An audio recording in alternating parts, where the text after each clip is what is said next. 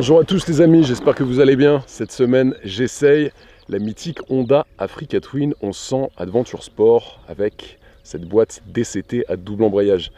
Je vous réalise cette vidéo sur un essai longue durée de 4500 km avec près de 3000 km en off-road, essentiellement en Espagne, comme par exemple aujourd'hui dans ce désert des Bardenas. On va essayer de voir si en franchissement et en off-road, la boîte DCT, donc cette fameuse boîte automatique, peut être aussi efficace qu'une boîte mécanique. Sur YouTube, n'oubliez pas de vous abonner et d'activer la cloche de notification. Pareil sur notre compte Instagram, Le Vendeur Automobile, on y diffuse du contenu exclusif. Je vous invite vraiment à vous abonner. Et maintenant, c'est parti, vous allez en prendre plein les yeux.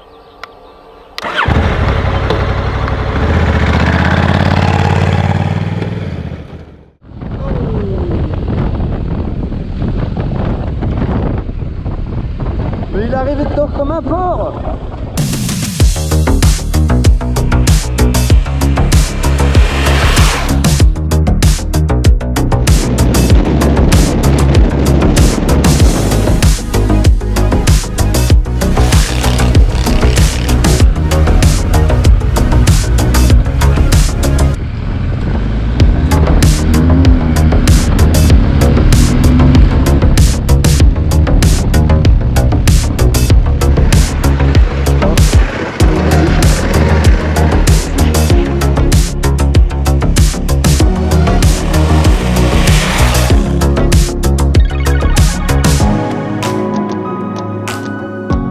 Peu d'histoire avant de commencer cet essai détaillé de l'Africa Twin 1100 Adventure Sport. L'Africa Twin, elle est apparue en 1986 lors du mythique rallye Paris-Dakar, qu'elle a gagné de 86 à 89 d'ailleurs. À l'époque, elle s'appelait la XRV 650, mais ce n'est qu'en 1990 qu'une version de série est commercialisée. C'était la XRV 750 Africa Twin RD 04, qui, même si elle a des gènes de moto sportive, voire très sportive en dehors des sentiers battus, sera essentiellement utilisée sur la route. L'appellation Africa Twin disparaît en 2003, il faudra attendre 2016 pour voir revenir l'Africa Twin avec l'appellation CRF 1000L. Elle revient avec plus de puissance, plus de cylindrée, plus de couple, des nouveaux trains roulants et surtout beaucoup de technologie. C'est un des derniers trails pur et dur qui est commercialisé sur le marché et elle garde toujours cet ADN de baroudeuse. En 2020, c'est la version Adventure Sport qui est commercialisée avec un coloris bien spécifique, d'ailleurs qui reprend le coloris des premières Africa Twin. Une bulle qui est plus haute, on a aussi des ancrages pour les valises, un porte-paquet et des poignées passagers qui sont plus larges et un réservoir qui passe de 18 à 24,8 litres. Et puis elle est proposée avec cette fameuse boîte à double embrayage et DCT pour Double Clutch Transmission, donc exit l'embrayage et puis le sélecteur de vitesse sur la moto, donc ça c'est assez pratique. Et puis contrairement à ce que beaucoup pensent, la moto reste très efficace dès qu'on attaque le off-road. Vous allez voir dans la partie de l'essai routier. Dans cette vidéo, ce que j'ai fait aussi, j'ai fait venir avec moi un ami qui a acheté cette Honda Africa Twin Adventure Sport DCT il y a un an. Je vais vous donner mon avis bien sûr sur la partie de l'essai routier, mais je voulais vraiment qu'il me donne le sien puisque lui il a parcouru quasi 15 000 km au guidon de son Africa Twin. Commençons par l'avant de la moto. Déjà, on a une bulle réglable sur 5 positions. Alors, concernant la protection de la bulle, moi je ne l'ai pas trouvée excellente. Il faut opter pour les bulles qui sont proposées en accessoire par Honda. Pourquoi? Car au-delà de 100-110 km/h, on sent quand même des perturbations au niveau du haut du buste et sur la tête. Après, bien sûr, à basse vitesse, bon, ça fait correctement le travail, mais même en position haute, la protection n'est pas optimale. Donc ça, c'est quand même à noter. Sur les protègements, alors les protègements, moi je m'en suis servi, puisque à 2 reprises, j'ai chuté avec la moto pendant ce trip de 4500 km. Alors rien de grave pour moi, hein, c'est juste quelques égratignures sur le protègement. C'est vrai que ça vous sauve, pour le coup, ça vous sauve véritablement les mains. Moi j'ai chuté avec une chute pour la première à laquelle je ne m'attendais vraiment pas. Et la moto a basculé d'un coup sur la droite et mes mains étaient complètement protégées. C'est le protège-main qui a tout pris. Ça, c'est quand même un très bon point en termes de sécurité. Concernant les clignotants, ils ont la fonction d'alerte automatique en cas de freinage d'urgence ou de freinage très appuyé. Ça, c'est pareil, c'est un bon point. Moi, lorsque je menais notre équipe de 5 motards et que j'appliquais des gros freinages lorsque j'arrivais par exemple dans une courbe et que l'inclinaison de la courbe était plus forte que ce à quoi je m'attendais, eh bien, vous avez cette fonction d'alerte, donc vous avez les warnings qui s'enclenchent automatiquement et qui préviennent que vous êtes en train d'appliquer un freinage significatif. Aussi, en termes de sécurité, vous avez un crash bar sur le modèle que j'essaye qui a été fourni par SW Motec. Bon, ça c'est pareil, hein, pour tous ceux qui souhaitent faire du tout-terrain, ça sauve le carénage de la moto parce que comme vous pouvez le voir, la moto elle est en excellent état, mais c'est grâce au crash bar qui a pris un petit peu hein, sur le côté droit. Vous pouvez sur ce crash bar installer des feux additionnels, juste ici. À noter que vous avez une fourche inversée Showa de 45 mm à cartouche. Vous pouvez installer des grilles de radiateur en acier inoxydable pour 195 €. L'avant, moi je le trouve assez réussi. Alors peut-être aussi et surtout parce qu'il fait clairement penser aux motos de rallye raid des années 80 et 90. Bien sûr des jantes à rayons sur l'Africa Twin Adventure Sport 1100. Pour faire du tout-terrain, vous êtes obligé d'avoir ce type de jantes. Des roues de 21 pouces à l'avant, 18 pouces à l'arrière. Au niveau du système de freinage, on a un système de freinage à double disque hydraulique sur l'avant avec des disques de frein de 310 mm, des étriers à 4 pistons à montage radial. Et sur l'arrière, on a des disques de frein d'une taille de 256 mm avec un simple piston. A noter que vous pouvez en option installer le sabot moteur comme sur notre modèle d'essai. Alors le sabot moteur, pour ceux encore qui souhaitent faire du tout-terrain, c'est plus que nécessaire. Moi, pendant mon trip, j'ai dû recevoir plusieurs dizaines d'impacts de pierres, que ce soit des impacts envoyés par ma roue avant ou sinon envoyés par les personnes qui me précédaient sur les chemins sur lesquels on roulait. Ça sert aussi en franchissement. Lorsque vous allez arriver sur des buttes, par exemple, ça vous évite de faire taper le moteur et surtout les collecteurs et donc d'abîmer votre bloc moteur. Donc ça, encore une fois, c'est pour moi plus que nécessaire sur une moto orientée vers le off-road. A noter qu'ici, on a des inserts en aluminium qui protègent le réservoir de 24,8 litres sur l'Adventure Sport. Au niveau de la selle, vous pouvez la voir soit en bleu-noir comme sur notre modèle d'essai ou sinon en rouge. Concernant la position de conduite, sur les trails, c'est un type de moto sur laquelle la position de conduite est souvent optimale. Et là, c'est encore le cas sur l'Africa Twin, puisque moi-même sur autoroute, en enchaînant des centaines de kilomètres, mais même aussi en off-road, la position est juste parfaite. On n'a jamais mal aux fesses, on n'a jamais mal aux poignets, aux épaules. On est vraiment sur une position cale-pied, genou, main qui a été optimisée et très bien travaillée par Honda. A noter que bien sûr vous avez des cale-pieds pour le passager. Sur notre modèle, les cale-pieds conducteurs ne sont pas en aluminium et vous pouvez retirer cette partie qui est en caoutchouc pour justement que vos bottes puissent mieux adhérer sur les cale-pieds. Là on est sur un modèle DCT, donc vous avez bien sûr sur la droite, à ce niveau-là, votre frein arrière qui est présent, c'est une moto. Par contre de l'autre côté vous avez strictement rien. A noter que sur les versions qui ne sont pas équipées de la boîte DCT, donc les boîtes de vitesse mécaniques, vous pouvez pour 695 € opter pour un shifter pro qui vous permettra de ne pas avoir à appuyer sur votre levier d'embrayage, mais vous aurez juste à monter et descendre vos rapports au pied. Ça peut s'avérer pratique. Sur les coloris, vous pourrez avoir ce coloris, donc tricolore avec le blanc, le bleu et aussi le rouge, ou sinon la moto de couleur noire. Des feux arrière à LED. On a un porte-paquet et des poignées passagers qui tombent très bien sous la main pour le passager, pour le coup. Et puis surtout, moi, ce que j'ai noté, j'ai pu installer un sac souple pour faire du off-road de 70 litres dans le sens de la longueur. Et ça passait assez facilement. Pourtant, le sac était énorme puisqu'on avait du matériel photo et vidéo. Puis j'avais aussi mes affaires pour faire ce trip de quasi 9 jours. Ce qui est intéressant aussi, c'est que pour arrimer ces gros sacs, vous avez des attaches qui sont tout autour de ce porte-paquet qui est en alu brossé. Et même en conditions extrêmes, ça ne bouge pas du tout. Donc ça, en termes de sécurité et de confort, c'est aussi un point très important. Le support de plaque, il est positionné assez haut. Il prend la boue quand même. Moi, je l'ai remarqué puisqu'au bout de 2 jours, je devais systématiquement nettoyer ma plaque. Bon, c'est dû au fait que la protection plastique, elle est juste au centre et pas sur les côtés.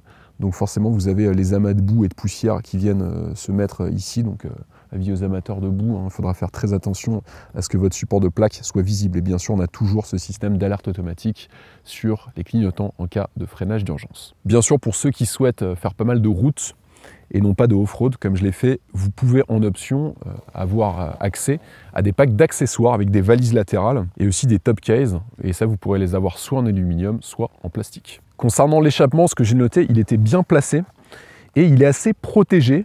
Puisque, encore une fois, je suis tombé malheureusement 2 fois côté droit. L'échappement, il a strictement rien. En fait, ce qu'il prend, c'est le crash bar, les poignées, et puis la partie juste ici avec les cale-pieds. Mais en fait, l'échappement, il n'a pas une égratignure, à part peut-être juste ici des projections de pierre.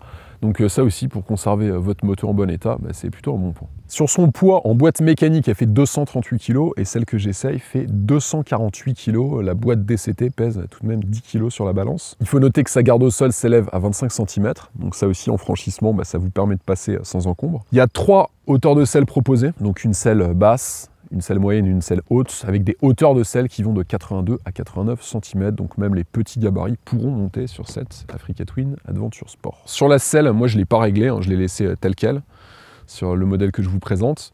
Ce que j'ai bien aimé, c'est qu'elle est assez haute pour vous permettre de bien voir ce qui se passe devant vous en off-road. Et puis en franchissement, elle vous permet de passer facilement. Vous n'avez pas les pieds sur les pointes. Donc ça aussi, c'est un avantage, hein. Moi, j'ai une GSA, par exemple, de BMW. Sur la GSA, même en position basse, la hauteur de selle est relativement haute. Et en franchissement, ça peut, dans certaines situations, poser problème. Un moteur bicylindre de 1084 cm3 qui développe 102 chevaux pour 105 Nm de couple. On a une injection électronique PGM-FI qui permet une réponse instantanée du moteur. Boîte de vitesse à double embrayage DCT. Donc la technologie DCT, elle est très éprouvée chez Honda puisque depuis 2009, le constructeur japonais en a vendu plus de 140 000 unités à travers le monde et vous allez vite vous en rendre compte dans la partie de l'essai routier. Transmission par chaîne, donc là il faudra bien penser à graisser votre chaîne, on n'est pas sur une BMW avec un cardan. Au niveau de sa consommation, elle est annoncée en mixte à 4,9 litres par le constructeur japonais. Alors moi ce que j'ai remarqué en consommation, j'ai un bon échantillon à vous donner hein, avec 4500 km de voyage. Sur l'autoroute, avec mon sac qui devait peser environ 25 kg, mon poids, moi je fais 97 kg. La moto consommée à 135 km/h compteur, donc ça va faire environ 126 km/h réel, elle consommait 7,2 litres au 100 km. Donc ça, quel que soit le mode de conduite, de toute façon, vous êtes en 6e sur autoroute, le choix du mode de conduite ne va pas influer sur votre consommation. Donc ça, c'est sur autoroute. Sur des petites routes, à rythme cool, vous pouvez en effet descendre à 4,5 litres à une allure d'environ 80-90 km/h maximum. Si vous êtes sur du plat, après en montagne, ça monte d'environ 1 à 2 litres. En chemin, alors en chemin, là c'est très variable, hein, puisqu'on peut être à 5-6 litres et on peut aussi être à plus de 10 litres. Si on attaque fort, on l'a fait à plusieurs reprises dans notre trip, il y a des moments où on attaquait très fort dans des parties montagneuses. Bon, bah là, forcément, vous sollicitez le moteur et la boîte de vitesse à fond, donc la consommation peut s'envoler. Alors, faut vraiment y aller comme un acharné sur la poignée de droite, hein, sinon vous allez être en moyenne entre 6 et 7,5 litres maximum en moyenne. Donc avec un réservoir de 24,8 litres, je dois vous avouer qu'il y avait des journées, je ne pensais même pas à la consommation d'essence. Vous pouvez largement, surtout si vous faites du off-road, envisager des trips de 8-10 heures par jour, puisque vous allez faire en off-road, hein, je vous le rappelle, hein, on n'est pas sur des autoroutes non plus, vous allez faire entre 250 et 350 km grand maximum si vous roulez bien sur du roulant. Donc la moto ne consomme pas beaucoup, même avec cette boîte à double embrayage DCT. Concernant les pneus, moi la moto que j'ai essayée, elle était équipée en Continental TKC 80. Alors c'est un pneu que je connais bien, que j'ai déjà eu sur une KTM 1090 Adventure R, qui va bien à cette moto avec cet esprit off-road, tout-terrain, aventure. Efficace sur le sec. Moi sur le bitume, j'ai pas eu de soucis avec. J'ai trouvé même qu'il accrochait assez bien. C'est vraiment que sur l'angle, quand vous avez les suspensions qui sont bien enfoncées dans les virages, que là on arrive à voir ses limites, mais il faut vraiment pousser la moto très très fort. Et sur le mouillé, sur le bitume, alors là par contre, bon, c'est pas, il faut vraiment conduire très cool. Le pneu a une tendance à se dérober assez facilement quand le sol est assez gras. Sinon, en off-road, gros avantage de ce pneu, bah, c'est sa force de traction et de motricité. Il motrice vraiment super bien, que ce soit sur des surfaces comme celle sur laquelle la moto est posée, ou encore mieux dans la boue. Alors dans la boue, c'est un tracteur, hein. Vous tournez la poignée, vous essorez, ça passe à chaque fois. Moi j'ai eu un petit problème à un moment, j'ai perdu la moto dans une longue mare de boue, j'étais lancé à 85 km/h et je ne suis pas tombé de la moto, vous pouvez le voir en image. J'ai juste appuyé sur l'arrière pour un peu tasser la moto et j'ai réaccéléré. Et je ne suis pas tombé, j'ai pu arrêter la moto, j'étais un peu de côté, mais la moto n'a pas touché le sol, c'est dire l'adhérence des pneus. Donc quand vous souhaitez faire du tout-terrain, le TKC 80, c'est un pneu super efficace. Petit bémol cependant, c'est son usure. Là, j'ai fait un peu plus de 4000 km, le pneu arrière est mort, hein. Il reste sur la bande centrale moins d'un demi-centimètre. Le pneu avant, encore, vous pourrez faire, je pense, le double, entre 7 et 8000 sans trop de soucis. Après, sur des trips off-road, on recherche de la traction, on recherche de la motricité, donc c'est important d'avoir des pneus en bon état. Et puis même pour votre sécurité, il faut toujours opter pour des pneus qui ne sont pas usés. Au niveau de son prix en boîte mécanique, elle est affichée à partir de 16 899 €. Et pour 500 € de plus, vous pourrez avoir les suspensions pilotées.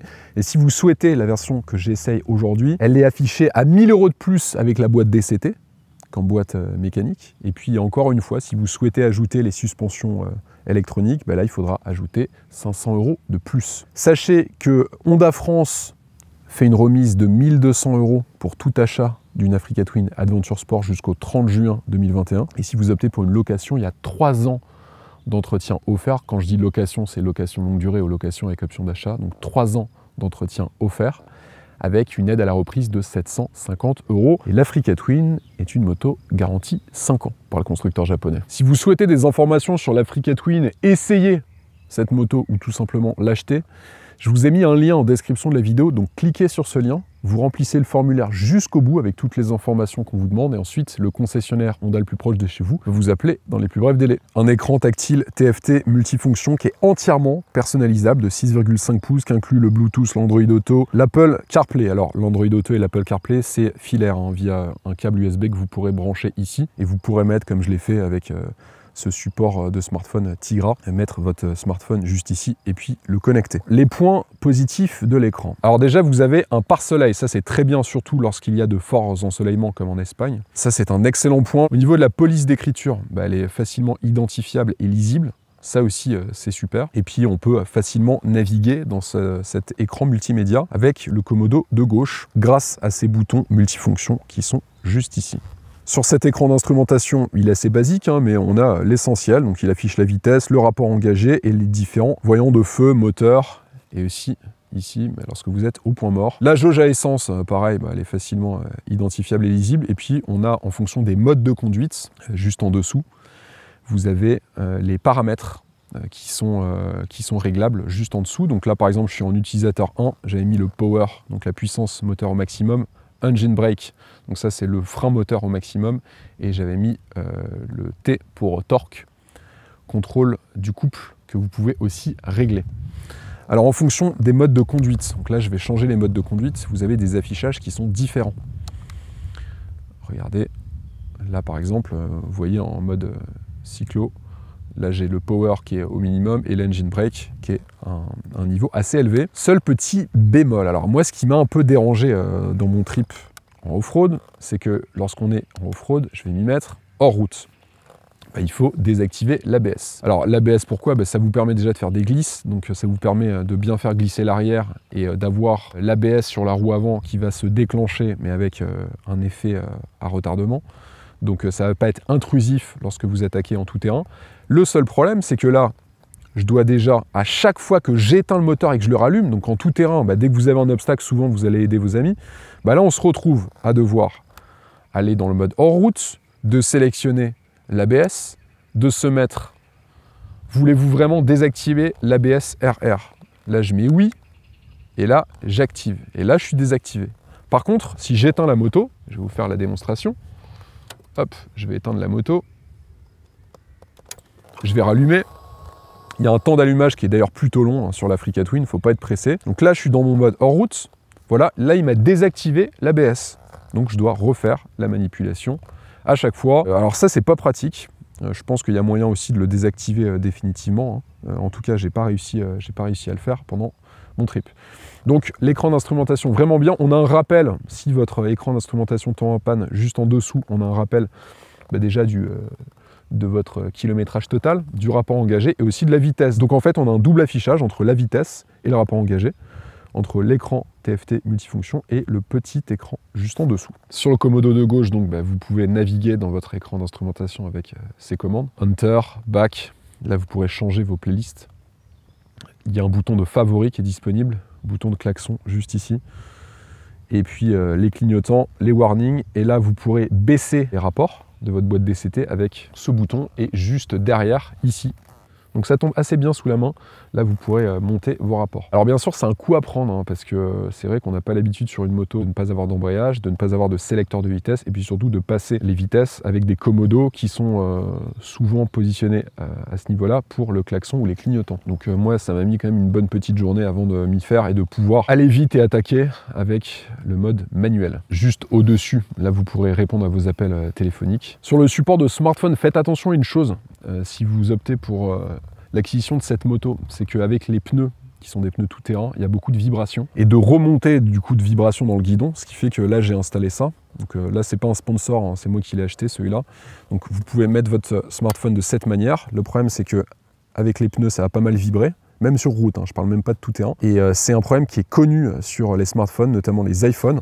En fait, ça détériore et ça détruit le stabilisateur d'image de votre appareil photo. Donc faites vraiment attention si vous optez pour ce type de support de smartphone. Sur le commodo de droite, là vous pourrez justement enclencher votre boîte DCT. Donc là vous êtes en neutral, quand vous allumez le moteur vous êtes toujours en neutre. Et ensuite pour enclencher donc, la vitesse, vous mettez en D, donc drive, comme sur une boîte automatique de voiture. Et vous pouvez passer juste ici sur le choix des transmissions. Donc vous avez une réactivité un peu comme le système BMW Drive Logic, une réactivité de la boîte de vitesse qui est réglable en enfonçant ce bouton 2 secondes. Donc vous avez 3 niveaux qui sont disponibles. Donc ça c'est pas mal. Moi je m'en suis servi en off-road en me mettant en mode de rapidité numéro 2. Donc je me suis pas mis en mode 3. Le mode 3 il était un peu trop violent et dès que je changeais de rapport en fait j'avais la roue arrière qui bougeait. Donc j'ai préféré rester en mode 2 et le mode 1 pour moi il est trop mou.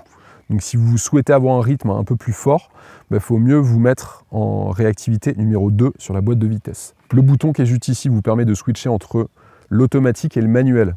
Donc ça on s'en sert surtout sur des zones de franchissement où là vous allez clairement pas vous mettre en automatique parce que même si la boîte DCT est assez bien faite, elle a du mal à gérer des pentes avec des forts degrés d'inclinaison, donc il faut vous mettre en mode manuel et ensuite avec le commodo de gauche vous montez et descendez vos rapports. Mais là c'est vous le maître et c'est plus le système de la transmission automatique qui l'est. Ici on a le bouton pour le régulateur de vitesse qui est super simple à utiliser pour essentiellement la partie route. En off-road je l'ai utilisé que 2-3 fois sur les parties très roulantes où je me mettais à 80-90, mais bon c'est plus sur le bitume qu'il est conseillé de l'utiliser.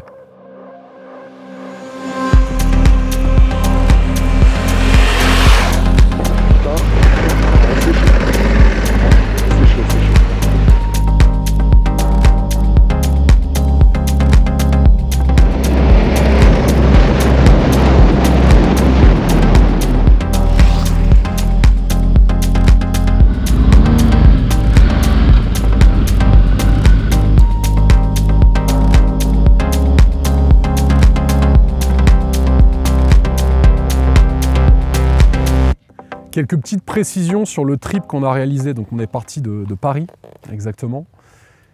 On a rejoint Tarbes et ensuite de Tarbes, on est allé sur Saragosse. Et là, on a fait une énorme boucle off-road, dont la majeure partie grâce à une société qui s'appelle Easy Rider. Vous pouvez aller sur leur site internet voir, ça s'appelle le Grand Trail d'Aragon. Donc nous, ça a été une partie de notre trip route et hors route. Et on est descendu jusqu'à Valence, presque à 100 km au nord de Valence. Donc on a fait une bonne petite partie de l'Espagne. Et puis au retour, on s'est arrêté à Pamplonne, au désert des Bardenas. C'est à cet endroit qu'on a fait de très belles prises de vue.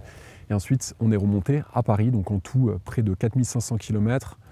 On a eu environ 3000 km de off-road, si on prend toute la partie qu'on a fait en plus du Grand Trail d'Aragon.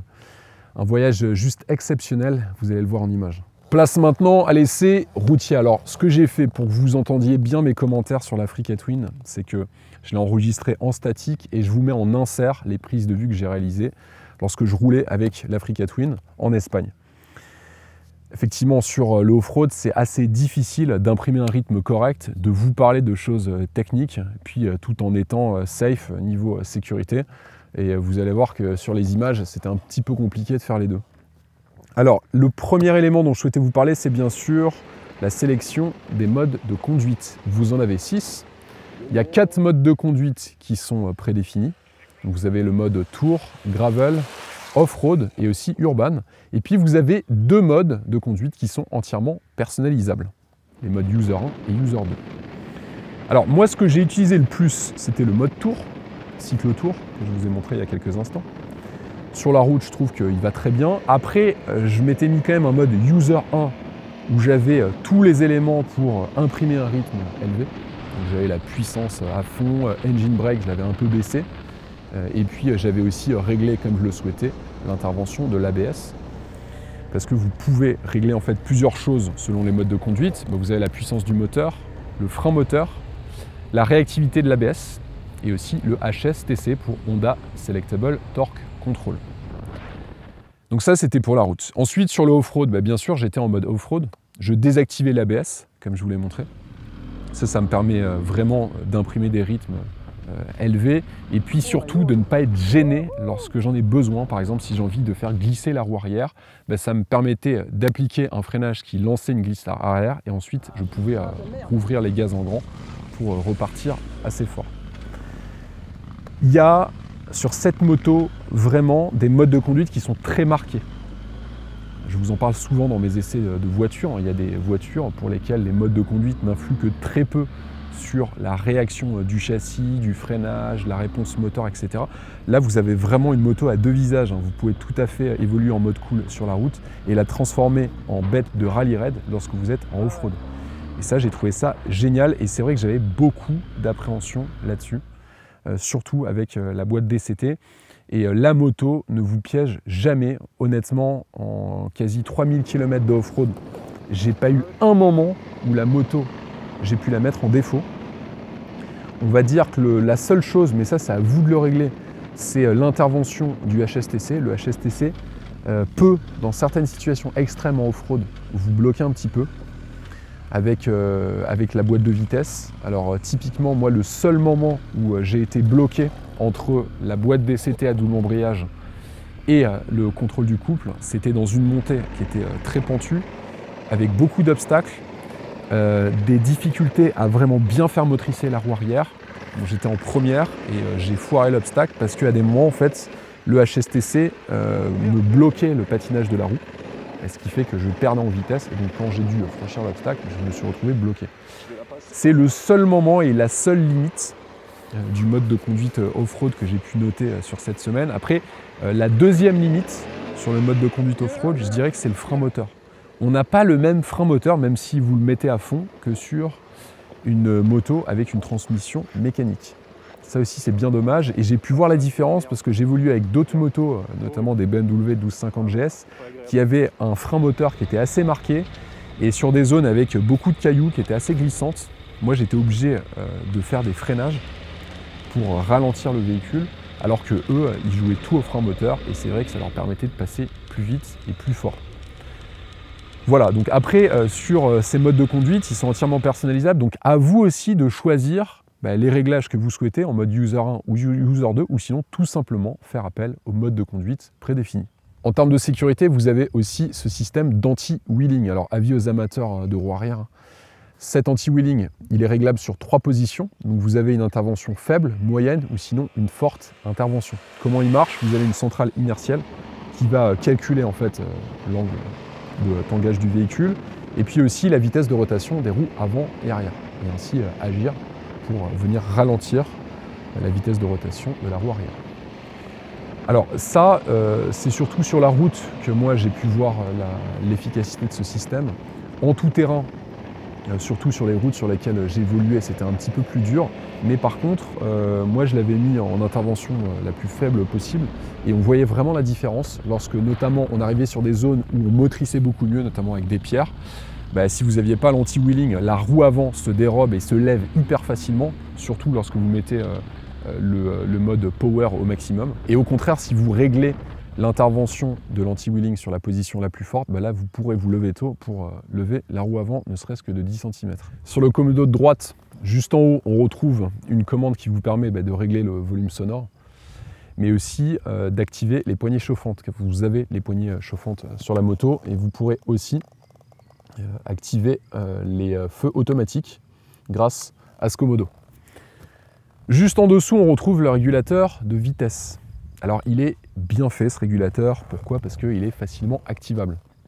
C'est vrai qu'on reproche souvent à certains constructeurs, que ce soit en moto ou ou sinon en voiture, d'avoir des accès au régulateur de vitesse qui sont assez complexes. Bon, bah là c'est simple, vous avez deux boutons, donc il y a le bouton gris pour activer le régulateur et le commodo qui est juste à droite pour tout simplement setter la bonne vitesse à laquelle vous souhaitez évoluer. Et puis vous pourrez aussi, lorsque vous freinez et si vous souhaitez revenir à la vitesse à laquelle vous étiez avant le freinage, bah, rappuyer vers le haut sur ce commodo noir et ensuite la moto va automatiquement revenir à cette vitesse que vous aviez définie. Sur le freinage, alors déjà sur la partie route, je l'ai trouvé très efficace. Alors ça c'est surtout grâce à la présence de la centrale inertielle qui vient augmenter l'efficacité du freinage. En effet, en fonction de l'angle d'inclinaison, de la vitesse de décélération et puis de la motricité des roues, la centrale inertielle va plus ou moins augmenter la puissance du freinage. Alors sur la route, c'est vrai que le freinage est hyper mordant. On en vient même à des moments à tenir des rythmes de motos qui ne sont pas des trails, hein, mais clairement des motos beaucoup plus sportives, que ce soit des roadsters ou même des motos super sport. Alors bien sûr, vous n'avez pas la puissance, mais en tout cas, on sent que le freinage suit sans aucun souci. Donc sur la partie route, moi j'ai été vraiment agréablement surpris par les performances du système de freinage. Avec, c'est vrai, il faut faire attention sur cette moto, une sorte de plongée de l'avant lorsqu'on équilibre mal avec l'arrière. Ça c'est dû surtout à la fourche avant de la moto qui est plus orientée vers la piste que vers la route. Mais pour autant, il faut vraiment exagérément appuyer sur son frein avant et ne pas appuyer sur son frein arrière pour voir la fourche avant plonger. Donc freinage super efficace sur le bitume. En off-road. Alors en off-road, moi ce que j'ai retenu sur le mode off-road, parce que j'utilisais que le mode off-road, vous vous en doutez, c'est qu'il faut quand même un petit temps d'adaptation pour les glisses du train arrière. Déjà il faudra bien que vous régliez la réactivité de la boîte de vitesse pour que lorsque vous faites glisser l'arrière, la DCT puisse immédiatement faire repartir votre roue pour que vous puissiez réattaquer le virage correctement. Il y a une très bonne sensibilité du frein avant lorsqu'on est en off-road, et même sur des pistes vraiment avec beaucoup d'aspérité, des ornières ou même des cailloux, donc très peu d'adhérence. Moi j'ai l'avant qui n'a jamais bloqué en une semaine de off-road. C'est dire, et pourtant je l'ai essayé à plusieurs reprises. Alors bien évidemment, attention, si vous vous attaquez, j'ai quand même fait le test, sur des graviers avec beaucoup de cailloux, une épaisseur d'environ 5 cm de caillasse, si vous commencez à essorer la poignée avant, même s'il y a un retardement de l'ABS, la roue avant elle va s'enfoncer, il ne faut pas non plus exagérer. Mais pour ce faire, il faudra vraiment exagérer le mouvement. Donc on va dire en conduite très dynamique, lorsqu'on a besoin vraiment d'un freinage significatif pour obtenir une forte décélération, ce mode off-road avec cet ABS à l'avant qui intervient avec un peu de retard, mais qui intervient quand même, et la roue arrière, là pour le coup qui n'a pas du tout d'ABS, on arrive véritablement à s'amuser au guidon de cette moto, et surtout elle vous met en confiance quel que soit le type de surface sur laquelle vous pourrez évoluer. Sur les suspensions, on a les Showa EERA qui modulent la dureté d'amortissement selon le mode choisi. Donc en gros, elles permettent d'agir indépendamment sur la précharge des ressorts arrière et avant avec une palette de 24 clics virtuels pour durcir ou assouplir votre suspension. La précontrainte du ressort arrière est aussi réglable électriquement, sachez-le. Elle propose 4 types de réactions, off-road, soft, medium et hard. Donc selon les modes de conduite, vous avez un réglage prédéfini, donc hard pour le mode tour, medium pour le mode urban et soft pour le mode gravel et off-road pour le mode off-road, forcément. En mode user 1 et 2, là on peut choisir son réglage de suspension.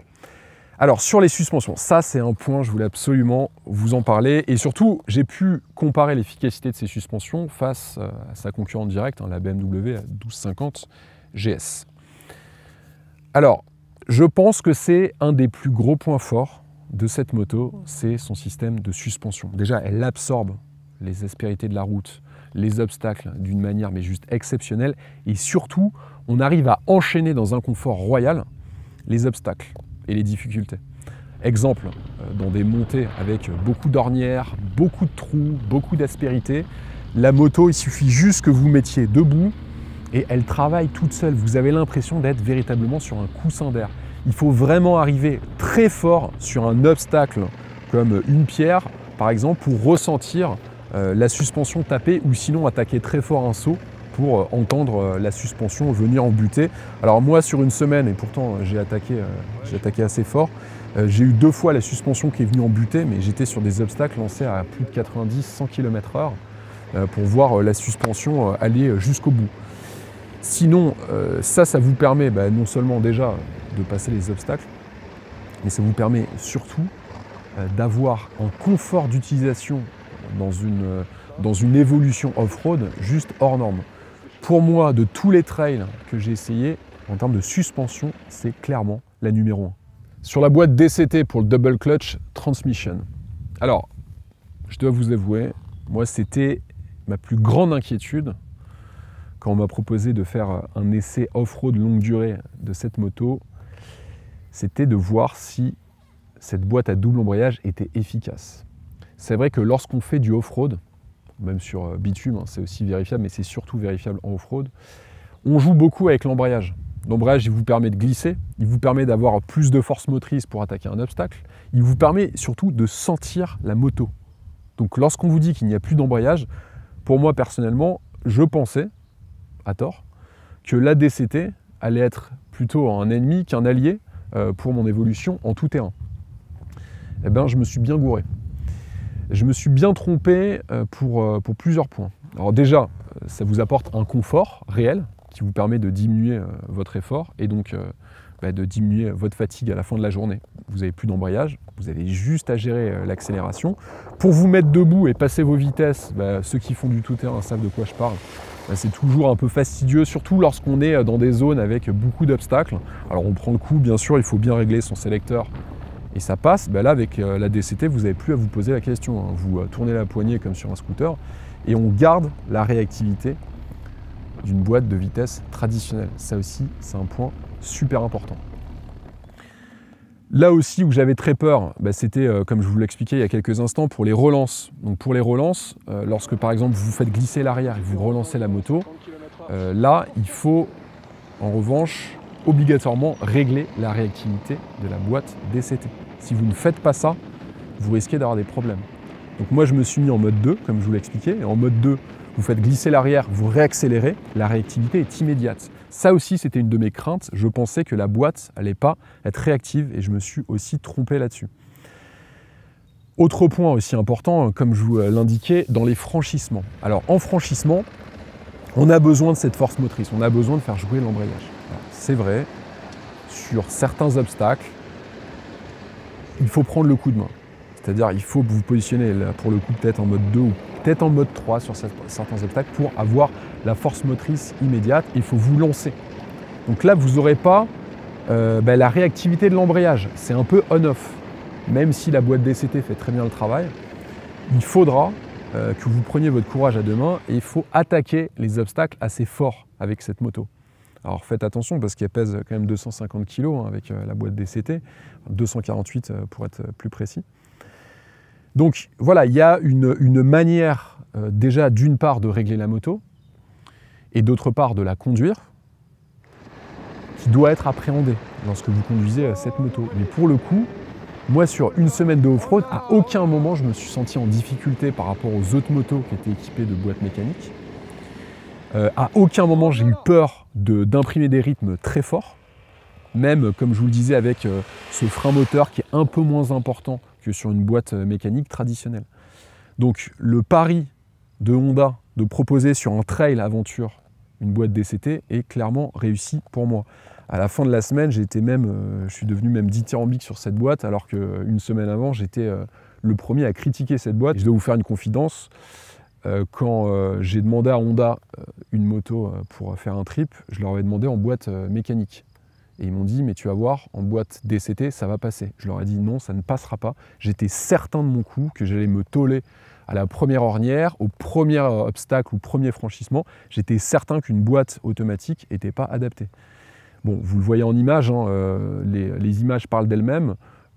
J'allais à la même vitesse que les autres motos et Dieu sait si on a roulé fort, on a quand même pris plus de 130 km/h sur de la terre.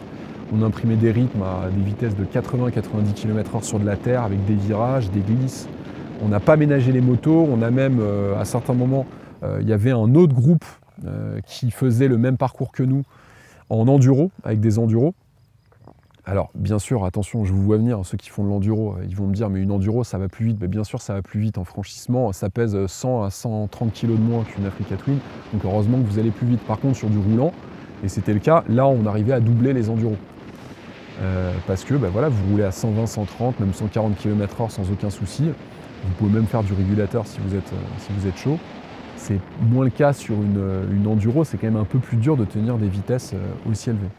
Donc la boîte de vitesse DCT, efficace en franchissement, efficace en tout terrain, une intelligence surtout. Moi j'ai trouvé ça m'a rappelé des boîtes de vitesse PD4 chez Porsche qui arrivent à s'adapter à toutes les situations que vous pouvez rencontrer. Exemple des freinages très forts sur lesquels il faut avoir du régime moteur pour se relancer. Ben là c'est pareil sur l'Africa Twin. J'arrivais très fort à des moments sur les freins et la boîte de vitesse était en mode 2 pourtant. Et elle sentait que j'avais besoin de vitesse, grâce notamment à la centrale inertielle, et donc me permettait de relancer à un régime élevé pour reprendre du gaz et refaire glisser la moto. Et là, j'étais en mode tout automatique. Donc là aussi, c'est une bonne chose. J'ai essayé de tester la DCT sur un mode tout automatique sur la quasi-totalité du trip. Alors bien sûr, lorsque j'attaquais vraiment super fort, je me remettais en mode mécanique, mais c'est comme une Ferrari. Vous prenez une Ferrari en mode tout automatique, vous faites du circuit, je vous mets au défi de faire votre meilleur temps sur une série de 10 tours en mode tout automatique. Il faudra passer en mode manuel. C'est pareil sur une Africa Twin. La boîte est super intelligente, mais il faut passer en mode manuel pour en tirer la substantifique moelle. Sur le moteur, alors moteur agréable, coupleux, 105 Nm de couple, 102 chevaux de puissance, un bicylindre en plus. Alors moi je l'ai comparé à ma BMW 1250 GSA que j'ai, forcément, modèle 2021. C'est vrai qu'elle a moins de puissance. On a fait des tests en accélération et en reprise avec mes copains pendant ce trip moto, alors que ce soit sur tous les exercices de puissance, donc accélération, 0 à 100, 0 à 150, reprise, quels que soient les régimes moteurs et les rapports engagés, l'AGS est devant. Forcément, vous avez 30 chevaux de plus, il n'y a pas de miracle.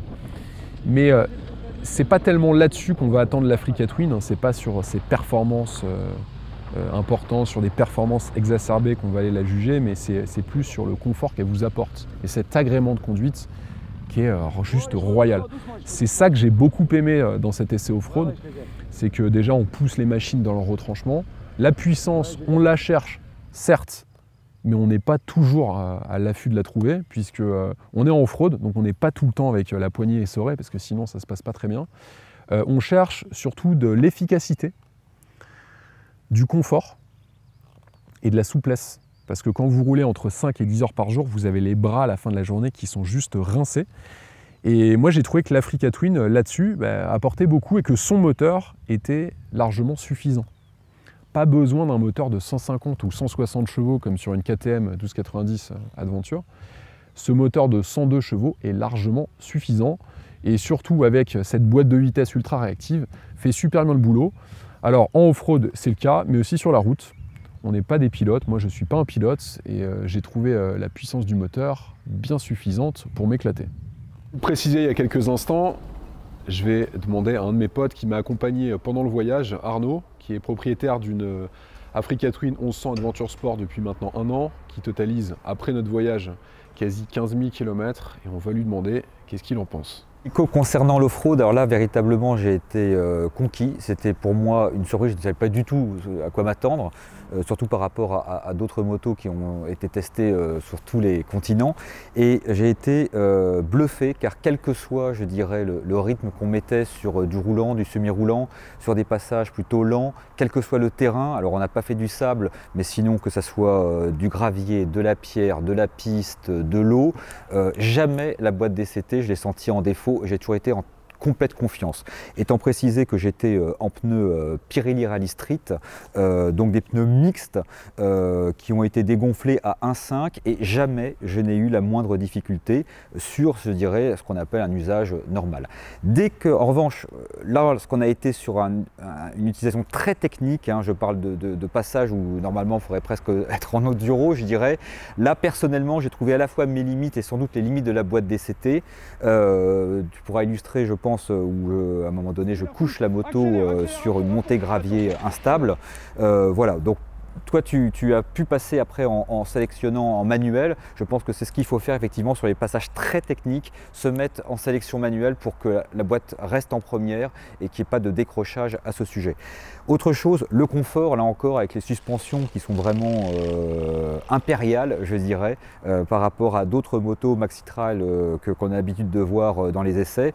Et je terminerai aussi par le frein moteur. Alors, c'est un moteur qui offre un très grand confort d'utilisation. La seule chose, c'est que là encore, sur les passages très techniques, je te parle de descente, là encore sur terrain instable. Là, le frein moteur n'est pas suffisant à mon sens. Alors, je ne sais pas si c'est par rapport à la boîte DCT ou par rapport à la configuration du moteur, et il faut freiner plus que peut-être des motos qui ont plus de couple. Mais sur 6 jours à fond, bravo, c'était vraiment une découverte et je dirais à tous ceux qui doutent, ne doutez pas. Voilà, ça passe. Il faut maintenant conclure ce trip de 4500 km au guidon de cette Honda Africa Twin 1100 Aventure Sport. J'ai retenu parmi ses défauts une bulle de série qui protège que très peu, surtout à haute vitesse. On est obligé de recourir au catalogue d'accessoires de chez Honda pour bien protéger sa moto si on souhaite faire du tout-terrain. Et puis une réactivité de la boîte de vitesse DCT qu'on aurait aimé un tout petit peu meilleure, surtout en franchissement extrême. Mais je vous rassure, d'ailleurs, cette boîte de vitesse DCT, elle a beaucoup de qualité, tant sur son confort que sur son efficacité, et ravira la majorité d'entre vous, même dans des conditions assez difficiles comme celles que j'ai rencontrées en Espagne. Ensuite, on a un moteur qui est couple à bas régime et surtout très volontaire. Et enfin, ces suspensions que j'ai trouvées tout bonnement exceptionnelles. Les amis, sur YouTube, n'oubliez pas de vous abonner et d'activer la cloche de notification. Pareil sur notre compte Instagram, Le Vendeur Automobile, on y diffuse du contenu exclusif. Je vous invite vraiment à vous abonner à notre compte Insta. Mettez-moi en commentaire si vous voulez que je vous fasse d'autres voyages off-road avec des motos. Je pense qu'il y en a beaucoup d'entre vous qui rêvent de faire ça depuis longtemps. J'espère que les images vous ont plu. Je remercie toute l'équipe technique et toute mon équipe de tournage qui m'a aidé pendant ces 9 jours entre la France et l'Espagne. Ils ont été très présents et ils ont vraiment donné de leur personne comme jamais. Et je tiens à remercier aussi la compagnie Easy Rider avec William qui nous a beaucoup aidé dans ce trip de quasi 4500 km. Moi je vous dis à la semaine prochaine, allez ciao!